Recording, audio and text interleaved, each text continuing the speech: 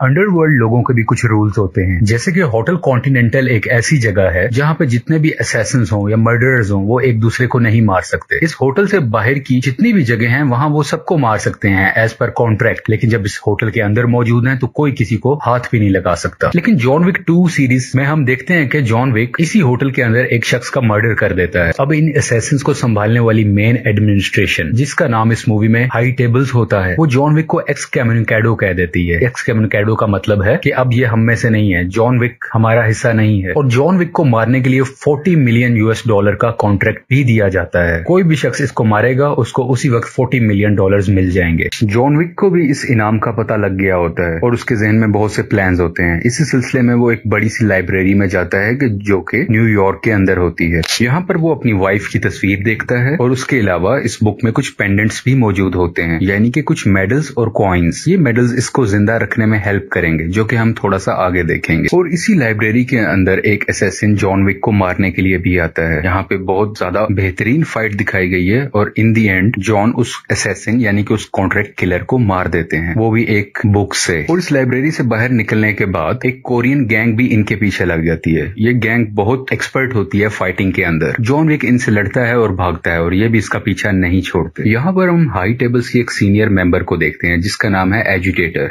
एजुटेटर यहाँ पे होटल के मैनेजर विल्सन से मिलती है और साथ ही क्राइम लॉर्ड से भी मिलती है। इन दोनों को वो वार्न करती है कि तुम दोनों खुद को सरेंडर कर लो क्योंकि तुम लोगों ने जॉन विक की हेल्प की थी। बेसिकली इन दोनों ने जॉन विक को भगाने में हेल्प की थी। एजुटेटर ये भी बताती है इन दोनों को कि अगर तुम लोगों ने सरेंडर नहीं किया तो तुम्हें इसके कॉन्सिक्वेंसेस फेस करने पड़ेंगे, यानी बहुत बुरे नताइज का सामना करना पड़ेगा। खैर सबसे बचते बचाते जॉन एक बड़े से ऑडिटोरियम में पहुंचता है। यहाँ पे वो एक डायरेक्टर से मिलता है। बेसिकली ये वही जगह होती है जहाँ पे जॉन ने अपना बचपन गुजारा था। इसी जगह पे जॉन ने अपनी ट्रेनिंग ली थी। बेसिकली ये डायरेक्टर लड़कों को लड़ने की ट्रेनिंग देती है और लड़कियों को बहुत बेहतर डांस करना सिखाती है। जॉन जब उससे मदद मांगता है तो डायरेक्टर इनकार कर देती है, लेकिन उसी वक्त जॉन अपना वो मेडल दिखाता है। और इन असैसिन्स की दुनिया में इस मेडल का मतलब है कि आप किसी भी सूरत में इनकार नहीं कर सकते। जिसके पास ये मेडल होगा उसकी मदद हर हाल में करनी होगी। और डायरेक्टर मान जाती है और डायरेक्टर यहाँ से एक सेफ पैचेस देती है जॉन के लिए ताकि यहाँ से दूर कैसा बैलेंसा जा सके। कैसा बैलेंसा बेसिकली एक जगह का नाम है। जॉन यहाँ से सेफली तरीके से पहुंच जाता है। यहाँ पर जॉन अपनी एक पुरानी दोस्त और ट्रेनर सोफी से मिलता है। क्योंकि सोफी भी एक असैसिन है और वो अंडरवर्ल्ड का हिस्सा है, तो सोफी भी पहले से ही जानती है कि जॉन किस पोजीशन में है, वो किन मुश्किलों में है। और सोफी कहती है सॉरी जॉन, मैं इस मुश्किल में नहीं फंस सकती तुम्हारी मदद करके। बातों बातों में हमें यह भी पता चलता है कि जॉन विक ने बहुत सालों पहले सोफिया की भी हेल्प की थी जब वो एक मुश्किल में फंसी हुई थी। और उस वक्त सोफिया ने भी जॉन को एक पेंडेंट दिया होता है जिसका मतलब होता है कि जब भी तुम किसी मुश्किल में होगे तो मैं तुम्हारी हेल्प करूंगी और ये प्रॉमिस मैं कभी नहीं तोड़ सकती। इस वर्ल्ड में इन पेंडेंट्स का मतलब बहुत सीरियस लिया जाता है और सब लोग इसका ऑनर भी करते हैं। वो पेंडेंट या मेडल देखने के बाद सोफिया को सब कुछ याद आता है और वो रेडी हो जाती है कि मैं जॉन की मदद करूंगी। जॉन सोफिया को बताता है कि उसको हर सूरत में एल्डर से मिलना है क्योंकि एल्डर वो शख्स है जो हाई टेबल का सबसे सीनियर ऑफिसर है। मैनेजमेंट में एल्डर ही सब कुछ चलाता है। ये मिलना क्यों चाह रहा होता है ताकि वो उससे मिले और जो कॉन्ट्रैक्ट इसके ऊपर लिया गया है वो वापस करवाया जा सके ताकि सब लोग इसको मारने पर ना आए और ये जिंदगी आसान तरीके से गुजार सके। अब क्योंकि सोफिया ने इसकी हेल्प करनी होती है तो वो अपने कॉन्टेक्ट से एक लोकल आदमी का एड्रेस लेते हैं और वो ये जाके उससे मिलते हैं क्योंकि इस लोकल आदमी को एल्डर का एड्रेस पता होता है। ये लोकल आदमी इन्हें ये बताता है कि डेजर्ट के दरमियान में जाकर तुम्हें एल्डर मिलेगा। तुम उस तरफ चलते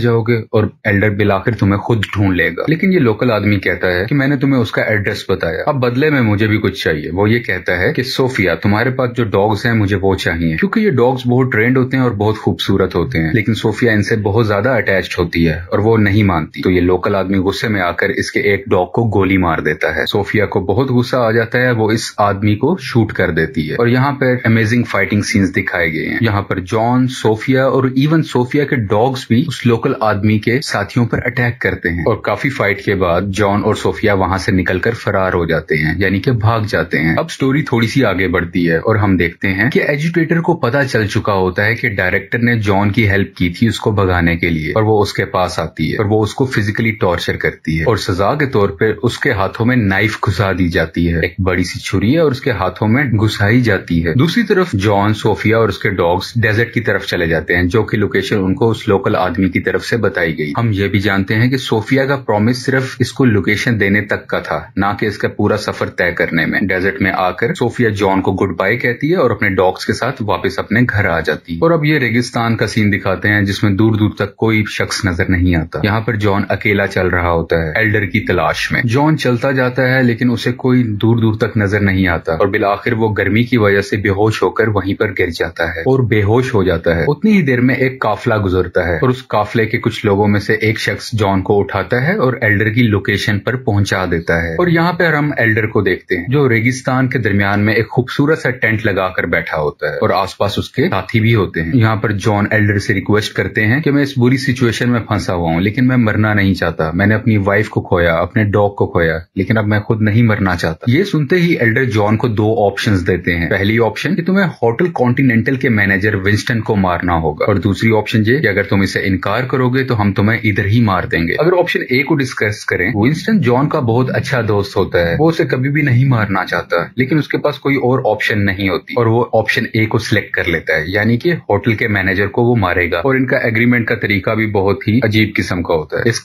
एग्रीमेंट के लिए जॉन को अपनी उंगली काट कर देनी होती है जो ट्रस्ट शो करती है कि मैं इस एग्रीमेंट में हूं और मैं इसको पूरा करूंगा। खैर उंगली काटने के बाद एल्डर जॉन विक को न्यूयॉर्क भिजवाने का इंतजाम करता है और न्यूयॉर्क में जॉन पहुंच भी जाता है। दूसरी तरफ हाई टेबल की फीमेल लेडी एजुटेटर एक गंजे शख्स को हायर करती है। ये बहुत ट्रेंड असैसिन हुआ करता है जिससे बहुत से लोग डरा करते हैं। सिर्फ यही वो शख्स है जो जॉन विक का मुकाबला कर सकता है। एजुटेटर इसे हायर करती है। इसका नाम जीरो है। इसका काम होता है कि वो जॉन विक को ढूंढे और उसे मार दे। यहाँ से ये एजुटेटर उस लोकल क्राइम लॉर्ड के पास जाती है जिसको इसने शुरू में ही कहा होता है कि तुम खुद को सरेंडर कर दो, लेकिन इसने अभी तक सरेंडर नहीं किया होता और सजा के तौर पर हंटर की मदद से उसके जिस्म पर मारा करती है। तकरीबन 7 वार करती है जिसकी वजह से ये लोकल क्राइम लॉर्ड बहुत ज्यादा जख्मी हो जाता है लेकिन मरा नहीं होता और जिंदा रहता है, लेकिन इसकी हालत बहुत खराब होती है। खैर कहानी आगे बढ़ती है और अब जॉन विक न्यूयॉर्क में वापस आ चुका है और वो गंजा शख्स यानी कि उसका नाम जीरो है, वो और उसकी मुकम्मल टीम जॉन विक का पीछा करती है। यहाँ पर हम मोटरसाइकिल्स के बहुत अच्छे सीन देखते हैं जिसमें जॉन का पीछा ये मोटरसाइकिल्स पे कर रहे होते हैं। यहाँ पर बहुत एक्शन सीन्स हैं जो मूवी के डायरेक्टर ने बेहतर तरीके से प्रेजेंट किए हैं और इस गैंग से मुश्किल से जान बचाकर जॉन होटल कॉन्टिनेंटल के अंदर पहुंच जाता है। हमें यह पता है कि इस होटल कॉन्टिनेंटल के अंदर कोई भी किसी शख्स को नहीं मार सकता, तो जॉन यहाँ पर सेफ है। यहाँ पर जॉन होटल के मैनेजर से मिलता है और मैनेजर जॉन को यह बताता है कि मुझे पता है कि तुमने मुझे मारने का कॉन्ट्रैक्ट लिया है। और मैनेजर कहता है कि तुम मेरे दोस्त हो, तुम मुझे मार सकते हो। अभी बात हो ही रही होती है कि एजुटेटर इस होटल के अंदर आ जाती है और वो जॉन को कहती है कि जो तुम्हें कॉन्ट्रैक्ट दिया गया है वो पूरा करो, यानी कि होटल मैनेजर को मारने का कहती है, लेकिन जॉन इनकार कर देता है। जॉन विक मुकम्मल तरीके से इनकार कर देता है कि मैं इसको नहीं मारूंगा और दूसरी तरफ होटल मैनेजर भी खुद को सरेंडर करने से इनकार कर देता है। एजुटेटर यहाँ पर बहुत गुस्से में आ जाती है और वो कहती है कि इसके नताइज तुम लोग नहीं जानते। और एजुटेटर कहती है कि आज से कुछ घंटों के बाद होटल कॉन्टिनेंटल डीकॉन्सिक्रेटेड है, यानी कि अब होटल कॉन्टिनेंटल अंडरवर्ल्ड का हिस्सा नहीं है। यहाँ पर कोई डील नहीं हो सकती है और यहाँ पर अब कोई भी किसी को मार सकता है,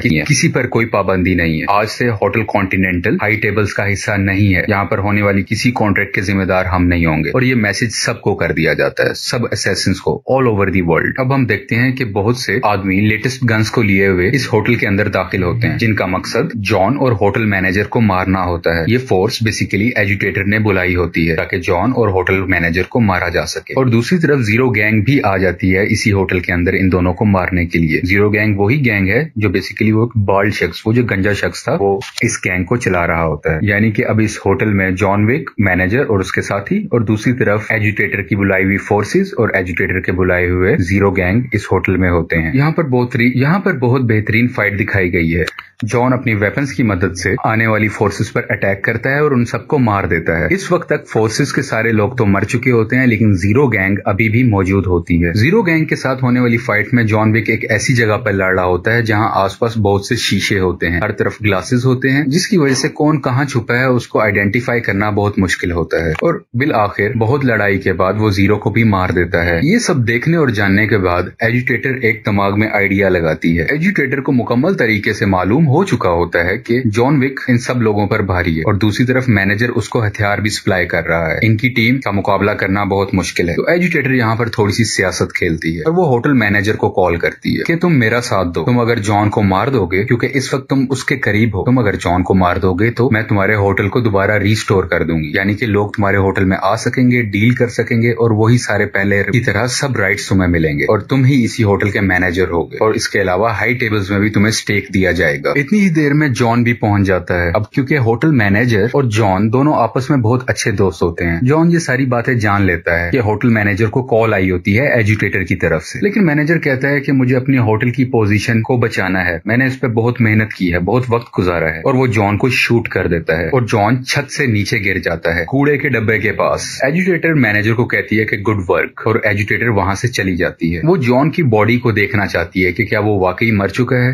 वो वहां पर जाके जब उसकी बॉडी देखती है तो जॉन की बॉडी वहां पर नहीं होती। वो ये भी कहती है कि अगर जॉन जिंदा रहा तो याद रखना वो तुम्हारे लिए और मेरे लिए, हम दोनों के लिए खतरा होगा, और अगर वो जिंदा भी है तो उसको ढूंढकर हमें मारना होगा। अब हम देखते हैं कि एक डॉग भाग रहा होता है। ये डॉग बेसिकली जॉन विक का होता है। वो भागते हुए एक स्ट्रेचर के करीब जाता है और उस स्ट्रेचर पर और कोई नहीं होता, जॉन विक होता है, जो बहुत जख्मी हालत में होता है। बेसिकली जॉन विक को उसी अंडर क्राइम लॉर्ड ने बचाया होता है जिस पर एजुटेटर ने हंटर से अटैक किया होता है। ये लोकल क्राइम लॉर्ड है। बेसिकली ये क्राइम लॉर्ड जॉन की जिंदगी इसलिए बचाता है क्योंकि उसे हाई टेबल से बदला लेना होता है, और वो जॉन से भी पूछता है कि जितना गुस्से में मैं हूँ क्या तुम भी इतना गुस्से में हो, क्या तुम्हें भी इनसे बदला लेना है। तो जॉन जख्मी हालत में उठता है और कहता है हाँ, शायद ये हो सकता है कि अब जॉन विक 4 भी रिलीज हो और इसमें ये दोनों मिलकर हाई टेबल से बदला लें, लेकिन ये एक मेरा सिर्फ गेस है। आपको वीडियो पसंद आए तो प्लीज लाइक कीजिए। और यहाँ पर जॉन विक 3 मूवी की एक्सप्लेनेशन खत्म हो जाती है।